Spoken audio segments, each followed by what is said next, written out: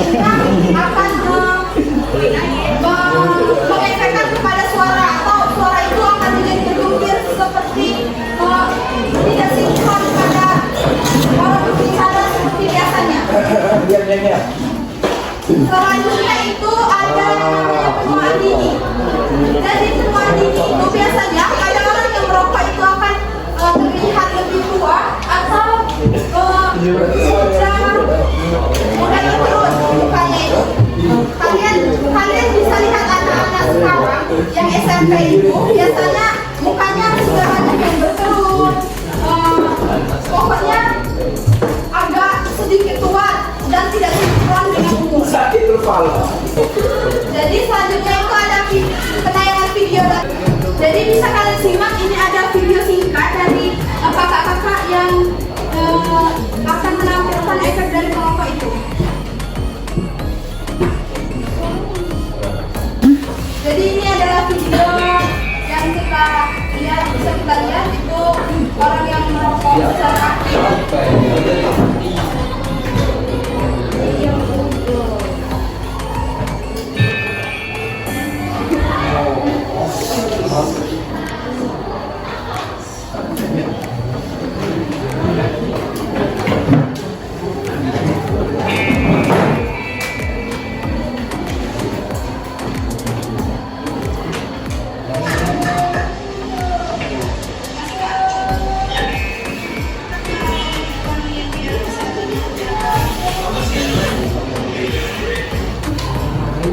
Biasanya perokok itu akan tetap kekeh walaupun dia itu sudah salah.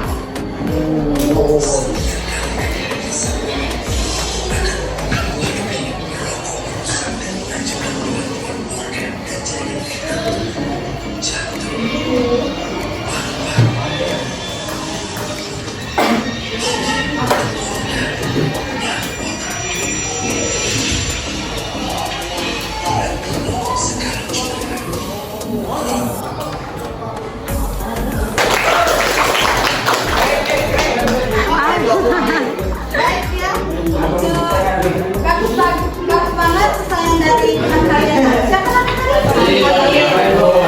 Jadi kakak membuka satu lagi yang ingin bertanya, kakak silakan. Ayo. Silakan perkenalkan namanya.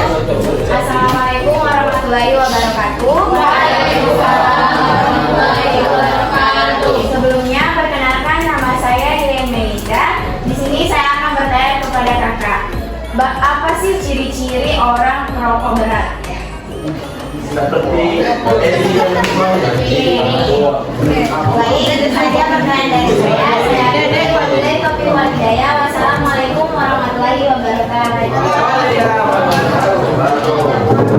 Baik, kakak akan menjawab pertanyaan dari teman kalian yang tadi. Yang pertama itu dari Habib, kenapa pemerintah itu tidak menutup pabrik rokok itu tersebut jika itu berbahaya kan?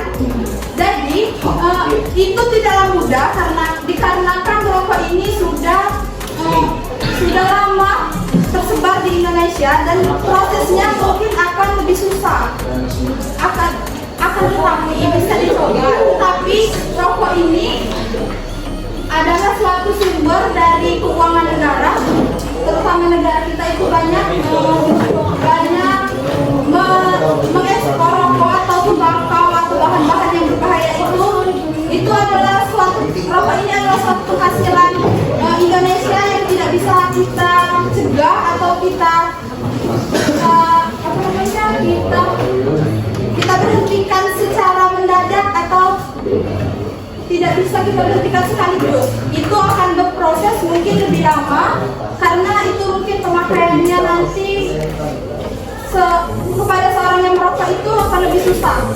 Karena jika dia tidak merokok lagi, dia akan lebih menggunakan bahan yang lebih berbahaya lagi seperti narkoba, ganja, mungkin sabu atau sejenis bahan yang lebih berbahaya lagi dari rokok. Mungkin rokok ini adalah kemasan yang mungkin kita lihat bisa berbahaya, tapi dikatakan agak sederhana daripada sabu, habis itu ganja dan lainnya itu. Pak Habib, apakah bisa dimengerti?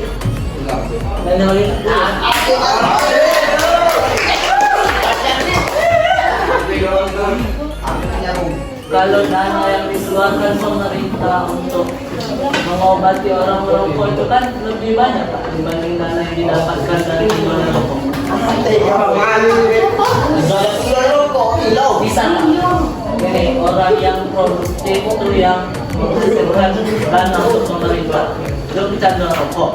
Itu akhirnya dia sakit kan? Nah, itu kan dia dapat lagi menghasilkan uang untuk pemerintah. Orang-orang produktif. Jadi kan perlu kita ketahui bahwa pemerintah itu tidak membuka lowongan untuk semuanya itu menggunakan akses BPJS. Seperti itu operasi itu biasanya tidak ada pemerintah itu menanggung operasi kecuali itu ada donasi dari teman-teman. Jarang sekali pemerintah itu yang ingin mengoperasi atau yang ada yang terkena kanker otak itu dari pemerintah. Secara pemerintah itu mengetahui bahwa dia itu adalah perokok berat atau itu masalah yang disebabkan dia itu adalah karena dia merokok, itu jarang sekali pemerintah ingin melakukan BPJS. Contoh singkatnya aja itu kecelakaan, pemerintah tidak ingin menanggung BPJS dari kecelakaan tersebut dikarenakan itu bukan kesalahan dari pemerintah. Itulah sebabnya pemerintah masih mengeluarkan yang namanya rokok, karena itu ada di prinsip kita masing-masing ingin melakukan tindakan merokok ini atau tidak, karena itu baik untuk tubuh kita, bukan untuk tubuh orang lain atau untuk tubuh teman kalian, karena itu akan berdampak pada diri kalian sendiri, bukan kepada orang lain. Tapi Kak,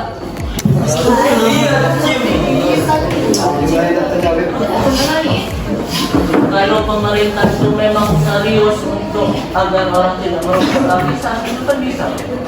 Iya, bisa. Tapi prosesnya itu akan lebih panjang dan lebih lama.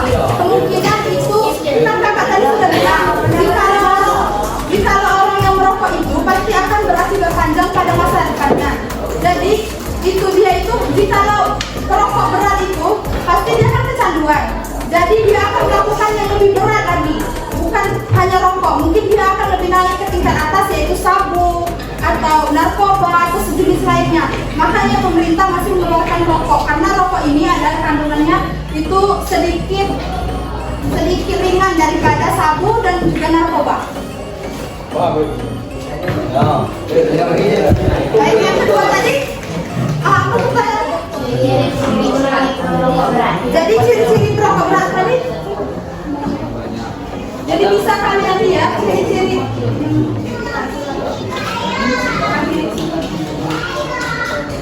Jadi bisa kalian lihat itu ciri-ciri perokok berat itu kalian bisa lihat dari mulutnya. Jika perokok berat itu sudah memiliki flek-flek gigi atau yang tak dikatakan orang itu gigi belalang itu adalah contoh orang perokok berat. Dan bisa kalian lihat juga jika ada yang sudah terkena kanker tenggorokan itu jarang karena makanan atau sejenisnya, itu jarang sekali kakak lihat, karena itu kebanyakan kanker tenggorokan itu disebabkan oleh rokok. Apakah bisa dipahami? Oke. Jadi kalian kan sudah bertanya nih, jadi giliran kakak yang bertanya. Jadi kakak ada 4 pertanyaan, 3 pertanyaan. 1 pertanyaan itu bukan pertanyaan, tapi kalian bisa menjelaskan teknik yang kakak jelaskan tadi. Teknik agar mencegah kalian itu merokok atau menahan diri agar tidak merokok. Jadi pertanyaan yang pertama itu, apakah zat-zat yang terkandung di dalam rokok? Tadi kan ada 3 tuh. Siapa yang bisa sebutin?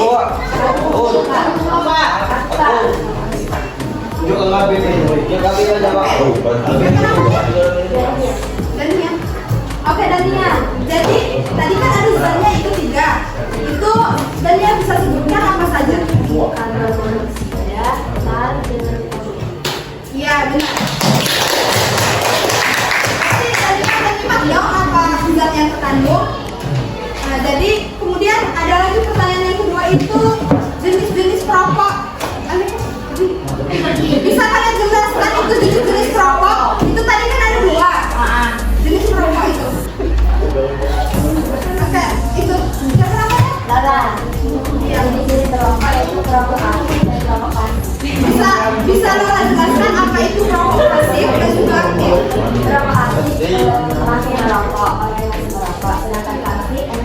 menghisapkan, menghirup yang dari Allah. Ya,